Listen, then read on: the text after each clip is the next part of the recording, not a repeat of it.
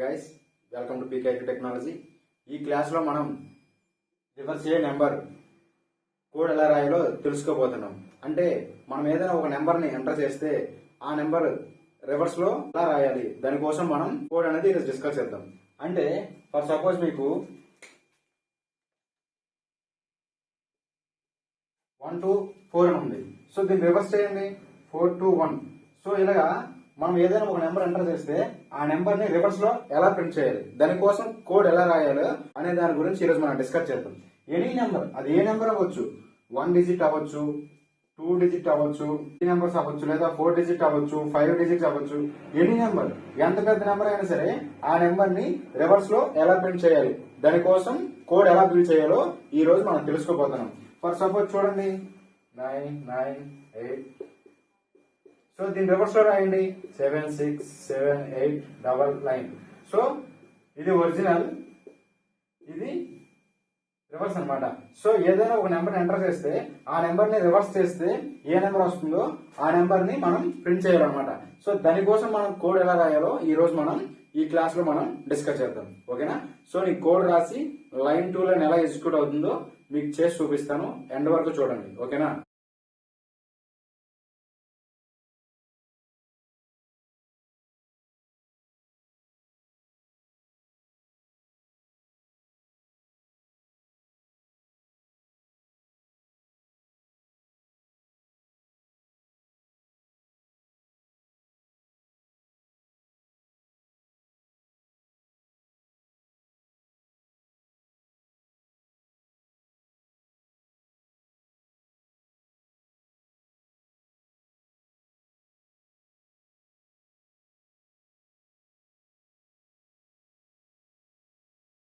ఏదైనా ఒక నెంబర్ను మనం ఎంటర్ చేసేటప్పుడు ఆ నెంబర్ని రివర్స్లో ఎలా ప్రింట్ అవుతుందో, సో దానికోసం కోడ్ అనేది ఇలా బిల్డ్ చేస్తారు అనమాట.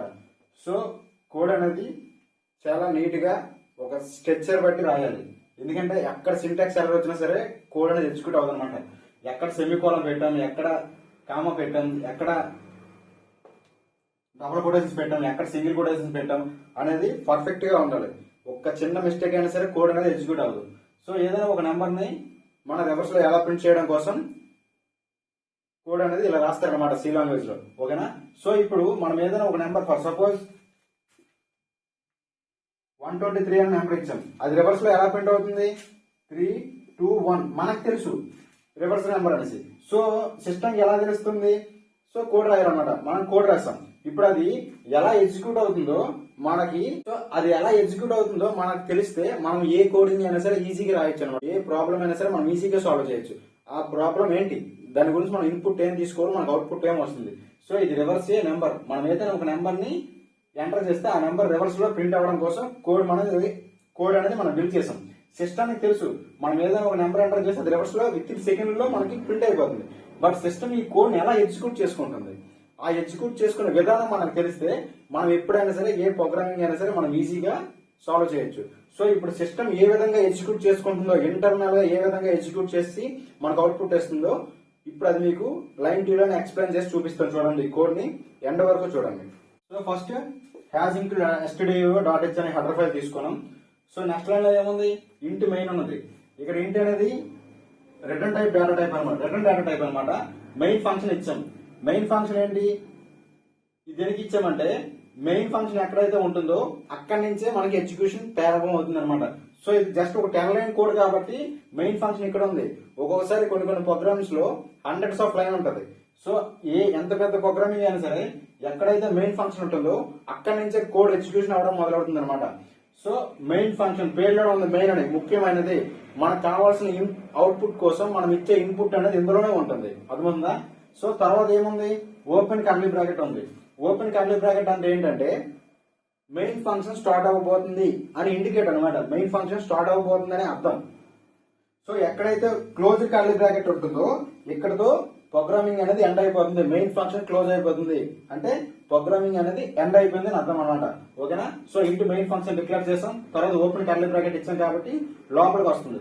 లోపల ఏముంది, ఇంటి డేటా టైప్ ఉంది. ఇంటి అనేది రిటర్న్ డేటా టైప్. ఇంటి డేటా టైప్ ఉంది కాబట్టి దీనికి మా ఇంటికి 3 వేరియబుల్స్ అలైన్ చేసాం అనమాట. ఏ వేరియబుల్స్ ఉన్నాయి, ఎన్ అనే వేరియబుల్ ఉంది, రివర్స్ అనే వేరియబుల్ ఉంది, రిమైండర్ అనే వేరియబుల్ ఉంది. ఇక్కడ n ఎందుకు తీసుకున్నామంటే ఇక్కడ మనం n ఎందుకు తీసుకున్నామంటే మనకు వాల్యూని ఎంటర్ చేయాలి కదా. మనకి ఏ వాల్యూ అయితే రివర్స్ లో కావాలో ఆ వాల్యూని మనం ఎంటర్ చేయాలి. సో ఎంటర్ చేయాలంటే దానికి ఒక వేరియబుల్ మనం ఇవ్వాలన్నమాట. సో మనం ఒక వాల్యూని ఇవ్వాలి కాబట్టి ఆ వాల్యూ కోసం n వేరియబుల్ ని మనం తీసుకోవడం జరిగింది. ఓకేనా. ఇప్పుడు మనం రివర్స్ వేరియబుల్ ఉంది. ఈ రివర్స్ వేరియబుల్ ఎందుకు తీసుకున్నాం, మనం ఒక వాల్యూ ఎంటర్ చేసాం, ఆ వాల్యూని రివర్స్ చేసి మనకు చూపించాలి కదా అవుట్పుట్. సో దానికోసం ఒక వేరియబుల్ తీసుకోవాలి. సో రివర్స్ అనే వేరియబుల్ అని తీసుకున్నాం అనమాట. సో ఇక్కడ రిమైండర్ అని ఉంది. ఈ రిమైండర్ ఎందుకంటే లోన ప్రాసెస్ జరగడానికి అనమాట. అర్థమవుతుందా. లోన ప్రాసెస్ జరగడం కోసం మనకి ఎన్ని నెంబర్స్ అయితే ఉంటాయో అన్ని నెంబర్స్ ని మనం రివర్స్ చేయాలి కాబట్టి దానికోసం రిమైండర్ అనే వేరియబుల్ తీసుకున్నాం. సో ఒక డేటా టైప్ కి వేరియబుల్స్ ఎప్పుడైతే అసైన్ అయిపోయో వాటికి మెమరీ అనేది ఎలికేట్ అవుతుంది అనమాట డేటాబేస్ లో. సో ఇప్పుడు ఈ 3 వేరియబుల్ కి మెమరీ అనేది ఎలికేట్ అవుతుంది కాబట్టి సో మెమరీ అనేది ఎలికేట్ చేద్దాం. ఫస్ట్ n వేరియబుల్ కి, తర్వాత రివర్స్ కి, తర్వాత రిమైండర్ కి. సో మెమరీ అనేది ఎలికేషన్ చేస్తాం. దీని అడ్రస్ వచ్చేసి 1000 అనుకోండి, దీని అడ్రస్ వచ్చేసి 1001 అనుకోండి, దీని అడ్రస్ వచ్చేసి 1002 అనుకోండి. సో ఇప్పుడు మనం ఇంకా వాల్యూస్ ఏమి ఇవ్వలేదు కాబట్టి ఈ మెమరీ లొకేషన్ లో ఒక్కొక్క మెమరీ లొకేషన్ లో గార్బేజ్ వాల్యూ ఉంటుంది. ఎప్పుడైతే మన వేరియబుల్ కి వాల్యూని అజైన్ చేస్తామో అప్పుడే మనం అజైన్ చేసిన వాల్యూ అనేది ఆ వేరియబుల్ లో స్టోర్ అవుతుంది. అంతవరకు కూడా సి లాంగ్వేజ్ అనేది డిఫాల్ట్ గా ఒక్కొక్క వేరియబుల్ కి ఒక్కొక్క గార్బేజ్ వాల్యూని ఎంటర్ చేస్తుంది. అది ఎంత ఉంటుందో మనమే చెప్పలేం, సి లాంగ్వేజ్ కూడా చెప్పలేదు అనమాట. ఎందుకంటే అది ఇన్ఫైనైట్, పాజిటివ్ వాల్యూ ఉండొచ్చు, నెగిటివ్ వాల్యూస్ ఉండొచ్చు. ఎప్పుడైతే వాల్యూని మనం అజైన్ చేస్తామో అప్పుడు ఆ వేరియబుల్ లో ఉన్న గార్బేజ్ వాల్యూ పోయి మనం ఎంటర్ చేసిన వాల్యూ అనేది అందులో స్టోర్ అవుతుంది అనమాట. అంతవరకు కూడా గార్బేజ్ వాల్యూనే ఉంటుంది. సో ఇప్పుడు చూడండి, ఎన్నకు మనం ఏం వాల్యూని అజైన్ చేయలేదు కాబట్టి అందులో గార్బేజ్ వాల్యూ ఉంది. సో ఇక్కడ రివర్స్ వేరియబుల్ కి ఆల్రెడీ జీరోని అజైన్ చేశాం కాబట్టి ఆ జీరో అనేది రివర్స్ వేరియబుల్ లో స్టోర్ అవుతుంది. సో అప్పుడు రివర్స్ లో ఉన్న గార్బేజ్ వాల్యూ పోయి జీరో ఉంటుంది అనమాట. ఓకేనా. సో అందులో ఒక వాల్యూ ఉంది, జీరో ఉంది. ఓకేనా. తర్వాత రిమైండర్ కూడా మనం ఏ వాల్యూని అజైన్ చేయలేదు కాబట్టి అందులో గార్బేజ్ వాల్యూ ఉంటూనే ఉంటుంది. ఎప్పుడైతే మనం వాల్యూని అజైన్ చేస్తామో అప్పుడు గార్బేజ్ వాల్యూ పోయి మనం ఇచ్చిన వాల్యూ వెళ్తుంది అనమాట. ఓకేనా. సో నెక్స్ట్ లైన్ లోకి వస్తుంది. నెక్స్ట్ లైన్ లో ఏముంది, ప్రింట్ ఎఫ్ ఉంది. ఇప్పుడు నేను చెప్పేదంతా ఇంటర్నల్ గా జరిగే ప్రాసెస్ అనమాట. ఇంటర్నల్ గా కోడ్ ఎలా ఎగ్జిక్యూట్ అయ్యి మనకు అవుట్పుట్ వస్తుందో ఆ విధంగా మీకు ఎగ్జిక్యూట్ చేసి చూపిస్తున్నా. ఓకేనా. సో నెక్స్ట్ లైన్ ఏముంది, ప్రింట్ ఎఫ్ ఉంది. ప్రింట్ ఎఫ్ అనేది ఏంటి, అవుట్పుట్ ఫంక్షన్. అవుట్పుట్ ఫంక్షన్ అంటే ప్రింట్ ఎఫ్ అనేది ఏదైనా మెసేజెస్ ని ప్రింట్ చేయడానికి లేదా వేరియబుల్ లో ఉన్న డేటాని ప్రింట్ చేయడం కోసం మనం ప్రింట్ ఎఫ్ ని ఉపయోగిస్తాం అనమాట. ప్రింట్ ఎఫ్ అనేది అవుట్పుట్ ఫంక్షన్. చెప్పాను కదా, అవుట్పుట్ ఫంక్షన్. మనకి స్క్రీన్ మీద ఏదైనా కనబడుతుందంటే అది ప్రింట్ ఎఫ్ వల్లనే. అర్థమవుతుందా. సో ప్రింట్ ఎఫ్ లో open curly bracket, close curly bracket ఉంది. బిట్వీన్ ఈ ఓపెన్ బ్రాకెట్, క్లోజ్ బ్రాకెట్ మధ్యలో ఏదైతే ఉంటుందో ఆ వాల్యూని యాజ్ ఇట్ ఈజ్ గా ప్రింట్ చేస్తుంది ప్రింట్ ఎఫ్ ఫంక్షన్ అనేది. సో అందులో కూడా ఈ చివరన ఓపెన్ బ్రాకెట్ స్టార్టింగ్ లో double quotation, closed curly bracket ending లో డబుల్ కొటేషన్ మధ్యలో ఏమైతే ఉంటుందో ఆ వాల్యూని ప్రింట్ చేస్తుంది. సో ఇక్కడ ఏముంది, ఎంటర్ ఏ నెంబర్ ఉంది. సో అప్పుడు అవుట్పుట్ మనకి ఇప్పుడు మీకు అవుట్పుట్ రాస్తేమో చూడండి. అవుట్పుట్ లో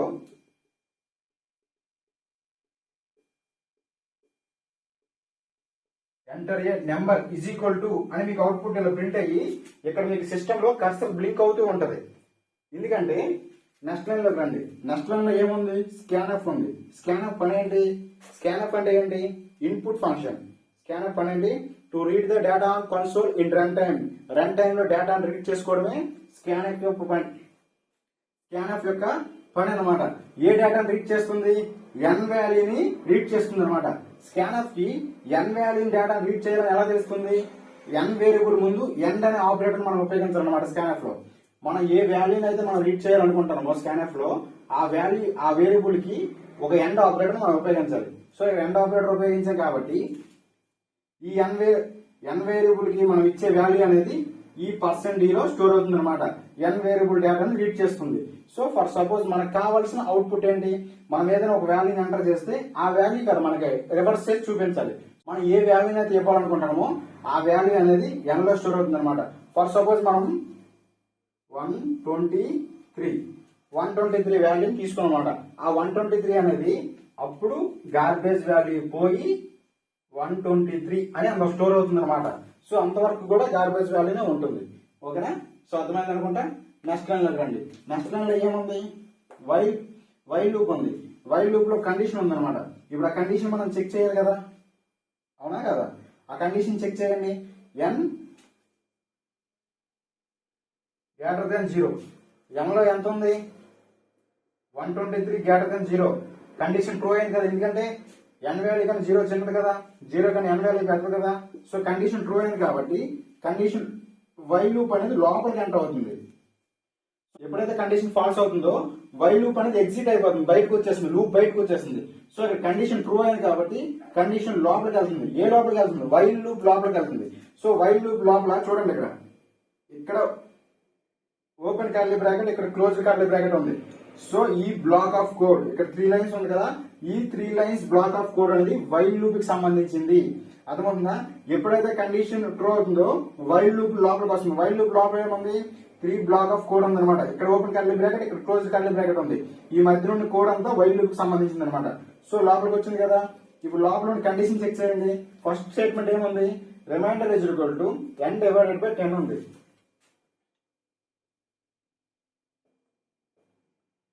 remainder is equal to n divided by 10 ఉంది. n లో ఎంత ఉంది? రిమైండర్ లో ఎంత ఉంది? గార్బేజ్ వాల్యూ ఉంది. ఓకేనా? దాన్ని అలా పక్కన పెట్టాలి. సో ఇజ్ ఈక్వల్ టు తర్వాత ఏముంది? n డివైడెడ్ బై 10 కదా, n లో ఎంత ఉంది? 123 ఉంది. సో డివైడెడ్ బై 10 కదా, 10 తో భాగించండి. 10 1 10, 2 వస్తుంది. 3 యాస్టీస్ గా దించుకుంటాం. మళ్ళీ 2 20 3 వచ్చింది కదా. సో చూడండి, ఇక్కడ మీకు 2 సింబల్స్ ఇంట్రొడ్యూస్ చేస్తాను నేను. ఈ డివైడ్ సింబల్ అనేది రిమైండర్ టేక్ చేస్తుంది, రిమైండర్ మాత్రమే తీసుకుంటుంది. సో ఇక్కడ ఎంత వచ్చింది? 3 వచ్చింది. ఈ 3 అనేది ఈ రిమైండర్ లో స్టోర్ అవుతుంది. చూసారా? ఈ 3 వాల్యూ అనేది రిమైండర్ లో స్టోర్ అవుతుంది. ఈ సింబల్, ఈ డివైడెడ్ బై సింబల్ అనేది ఓన్లీ రిమైండర్ ని కన్సిడర్ చేస్తుంది, కోషియంట్ ని కాదు. కోషియంట్ ని కాదు, రిమైండర్ ని కన్సిడర్ చేస్తుంది. రిమైండర్ ఎంత ఉంది? 3 ఉంది. ఆ 3 ని మాత్రమే తీసుకుంటా. 3 అనేది రిమైండర్ లో స్టోర్ అవుతుంది. సో ఇది సాల్వ్ చేయగా వచ్చిన ఆన్సర్ అనేది ఈ రిమైండర్ వేరియబుల్ లో స్టోర్ అవుతుంది అనమాట. ఎంత స్టోర్ అవుతుంది? 3. సో అప్పుడు రిమైండర్ లో గార్బేజ్ వాల్యూ పోయి 3 స్టోర్ అవుతుంది అనమాట. సో ఇప్పుడు నెక్స్ట్ లైన్ లో సెమికోలన్ ఉంది కదా, లైన్ ఎండ్ అయిపోయింది. నెక్స్ట్ లైన్ దగ్గర రండి. నెక్స్ట్ లైన్ లో ఏముంది? Reverse is equal to reverse into 10 plus remainder ఉంది. ఓకేనా? ఏముంది?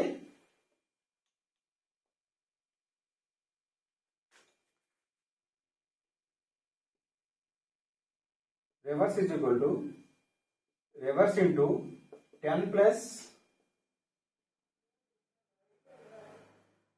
రిమైండర్ అని ఉంది. సో రివర్స్ లో ఆల్రెడీ ఎంత ఉంది? 0 ఉంది. ఈజ్ ఈక్వల్ టు రివర్స్ లో ఎంత ఉంది? 0. 0 ఇంటూ 10 0 వస్తుంది. ప్లస్ రిమైండర్ లో ఎంత ఉంది? 3 ఉంది. 0 ప్లస్ 3 వచ్చింది. ఈ 3 అనేది ఈ రివర్స్ లో స్టోర్ అవుతుంది అనమాట. ఓకేనా? మనం ఇదంతా సాల్వ్ చేయగా వచ్చిన అవుట్పుట్ అనేది ఎంతలో స్టోర్ అవుతుంది? ఈ రివర్స్ లో స్టోర్ అవుతుంది అనమాట. ఎంత స్టోర్ అవుతుంది? 3 వచ్చింది కదా. ఆ 3 అనేది ఎప్పుడు రివర్స్ లో ఉన్న 0 పోయి 3 స్టోర్ అవుతుంది అనమాట. ఓకేనా? సో ఇక్కడ సెమికోలన్ ఉంది కాబట్టి లైన్ ఎండ్ అయిపోయింది. నెక్స్ట్ లైన్ దగ్గర రండి. నెక్స్ట్ లైన్ లో ఏముంది? n is equal to n modulus 10 ఇది. ఇది divided by but modulus C language వచ్చి మాడ్యులస్ గా కన్సిడర్ చేయాలి. ఎందుకంటే ఈ డివైడర్ అనేది, ఈ డివైడెడ్ బై సింబల్ అనేది రిమైండర్ ని కన్సిడర్ చేస్తుంది. ఈ డివైడెడ్ బై సింబల్ అనేది కోషియంట్ ని కన్సిడర్ చేస్తుంది. సో సాల్వ్ చేయండి. ఇది n is equal to n modulus by 10. n value ఎంత ఉంది?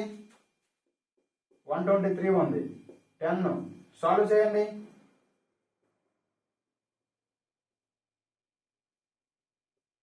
ఇక్కడ ఎంత ఉంది? 12 ఉంది. ఆ 12 నే తీసుకుంటుంది. ఇది రిమైండర్ ని కన్సిడర్ చేయదు, ఓన్లీ కోషియంట్ ని కన్సిడర్ చేస్తుంది. ఈ సింబల్ అనేది, ఈ మాడ్యులస్ సింబల్ అనేది కోషియంట్ ని కన్సిడర్ చేస్తుంది. ఈ సింబల్ అనేది, ఈ డివైడర్ సింబల్ అనేది రిమైండర్ ని కన్సిడర్ చేస్తుంది. సో ఎంత వచ్చింది వాల్యూ? 12 వచ్చింది. ఈ 12 అనేది ఈ n వాల్యూలో స్టోర్ అవుతుంది అనమాట. ఇది చేయగా వచ్చిన అవుట్పుట్ అనేది ఈ n వాల్యూలో స్టోర్ అవుతుంది. అప్పుడు ఇప్పుడు n లో ఎంత ఉంది? 123 ఉంది. అప్పుడు 123 ఉండదు అనమాట. 12 ఉంటది. 12 కదా ఉంది. అర్థమైందా? 12 ఉంటది. ఓకేనా? సో మళ్ళీ లూప్ అనేది రొటేట్ అవుతూనే ఉంటది. ఎంతవరకు? n వాల్యూ 0 అయినంత వరకు రిపీట్ అవుతూనే ఉంటది. ఓకేనా? సో ఇక్కడికి వస్తుంది అనమాట. ఇక్కడికి రాగానే మళ్ళీ ఎక్కడికి వస్తుంది, కండిషన్కి వస్తుంది. కండిషన్ చెక్ చేయండి, n less than equal greater than equals to 0. ఇదే కదా కండిషను. n లో ఎంత ఉంది ఇప్పుడు 12 ఉంది. 12 గ్రేటర్ దాన్ 0 ఏమైంది, కండిషన్ ట్రూ అయింది కదా. ఎందుకంటే 12 కన్నా 0 చిన్నది కదా, n వాల్యూ కన్నా 0 చిన్నది కదా. సో కండిషన్ ట్రూ అయింది కాబట్టి మళ్ళీ వైల్ లూప్ లోపలికి వెళ్తుంది అనమాట. లోపల ఇప్పుడు మళ్ళీ చెక్ చేయాలి. ఈ 3 చూడండి, ఇక్కడ open curly bracket, close curly bracket ఉంది. ఇది ఒక బ్లాక్ ఆఫ్ కోడ్. ఈ బ్లాక్ ఆఫ్ కోడ్ అంతా కూడా వైల్ లూప్ కి సంబంధించింది. ఇన్ కేస్ మీకు ఇక్కడ ఓపెన్ బ్రాకెట్, క్లోజ్డ్ బ్రాకెట్స్ లేకపోతే వైల్ లూప్ తర్వాత ఏ లైన్ అయితే ఉంటుందో, ఏ స్టేట్మెంట్ ఉంటుందో ఆ ఒక్క స్టేట్మెంట్ మాత్రం వైల్ లూప్ సంబంధించింది. అర్థమవుతుందా, గుర్తుపెట్టుకోండి. ఓకేనా. సో ఇప్పుడు నెక్స్ట్ లైన్ లో ఏముంది, remainder is equal to n modulus 10 ఉంది.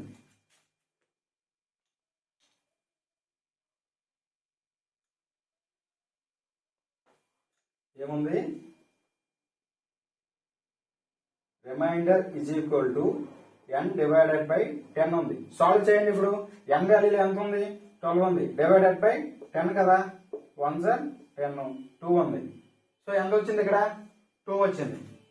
చూడండి మళ్ళీ చెప్తున్నా, ఈ సింబల్ మాత్రం, ఈ డివైడెడ్ బై సింబల్ మాత్రం రిమైండర్ ని కన్సిడర్ చేస్తుంది, రిమైండర్ ని మాత్రమే తీసుకుంటుంది, కోషియంట్ ని కాదు.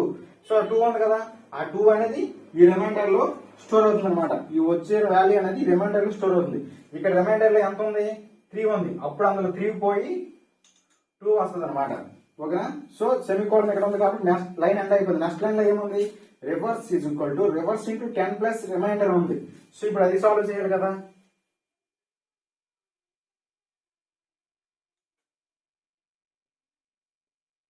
Reverse is equal to reverse into 10 plus remainder ఉంది. రివర్స్ లో ఎంత ఉంది, 3 ఉంది. సో ఇది సాల్వ్ చేయాలి కదా. రివర్స్ ఇంటూ 3 ఇంటూ 10 ఎంత, ప్లస్ ఆగండి, రివర్స్ ఇంటూ 10 ప్లస్ రిమైండర్ కదా, 3 ఇంటూ 10 ప్లస్ రిమైండర్ ఎంత ఉంది, 2 ఉంది కదా. ఇప్పుడు సాల్వ్ చేయండి. ఫస్ట్ ఎప్పుడైనా సరే డివైడెడ్ బై ఇంటూ మాడ్యులస్, ఈ మూడింటికే ఫస్ట్ పీరియడ్. ఇవన్నీ అథమెటిక్ ఆపరేటర్స్ అనమాట. అథమెటిక్ ఆపరేటర్స్ ఏంటి, plus, minus, into, divided by, modulus.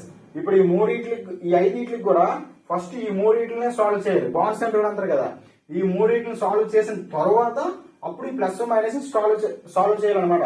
First priority ఈ మూడింటికే ఉంటుంది. సో ఇక్కడ ఫస్ట్ ప్రయారిటీ ఏముంది, 3 ఇంటూ 10 కదా, ఎంత అయింది, 30 అయింది. ప్లస్ ఎప్పుడు సాల్వ్ చేయాలి, 2 ఉంది. ఎంత వచ్చింది, 32 వచ్చింది.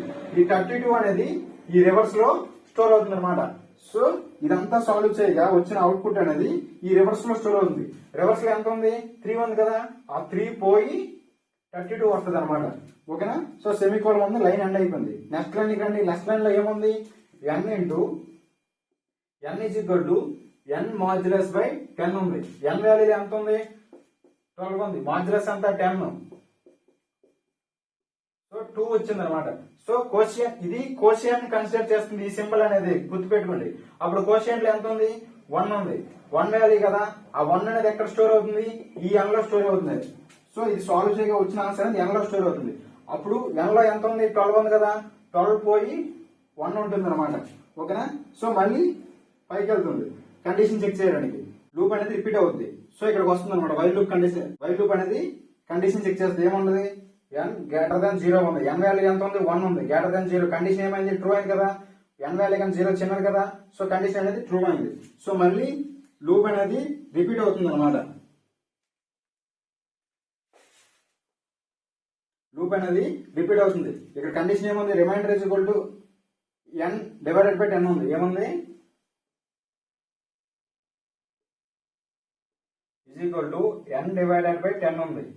సో n లో ఎంత ఉంది, 1 ఉంది. డివైడెడ్ బై 10, 10 జీరో సార్ 0, 1 వచ్చింది కదా. సో 1 అనేది రిమైండర్ లో స్టోర్ అవుతుంది. సో అప్పుడు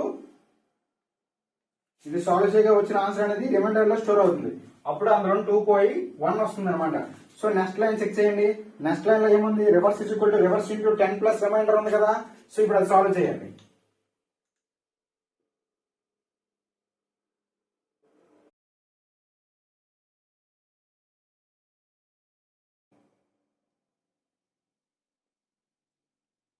సో సాల్వ్ చేయండి. ఇది రివర్స్ లో ఎంత ఉంది?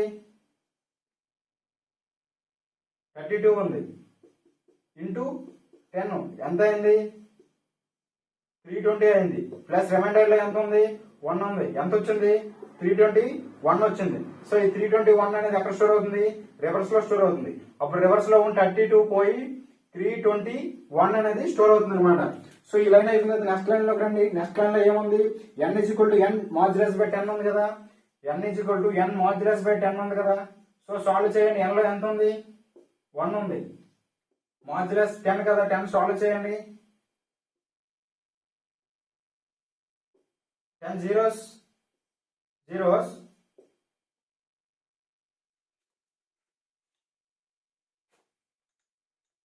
సాల్వ్ చేయండి. n లో ఎంత ఉంది? 1 ఉంది. మాడ్యులస్ 10 సాల్వ్ చేయండి. ఏమొస్తుంది? 10 జీరోస్ 0,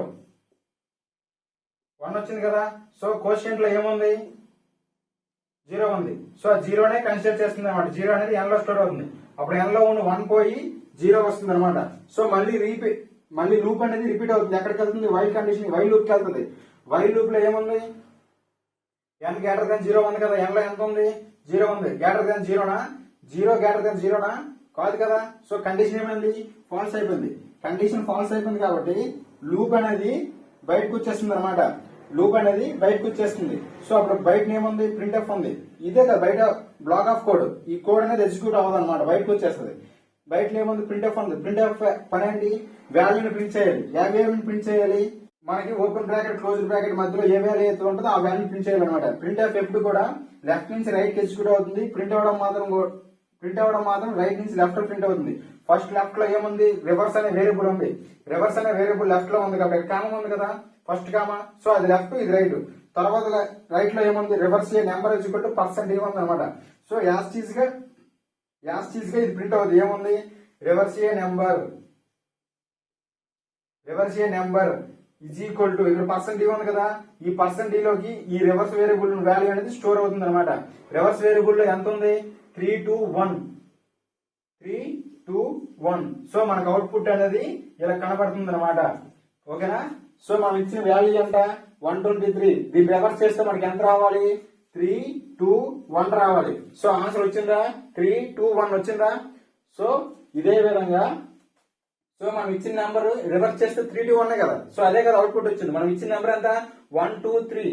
దాన్ని రివర్స్ చేస్తే 321 అవుట్పుట్ వచ్చిందా? సో కోడ్ అనేది సక్సెస్ఫుల్ గా రన్ అయింది అనమాట. సో మనకు అవుట్పుట్ అనేది పర్ఫెక్ట్ గా వచ్చింది.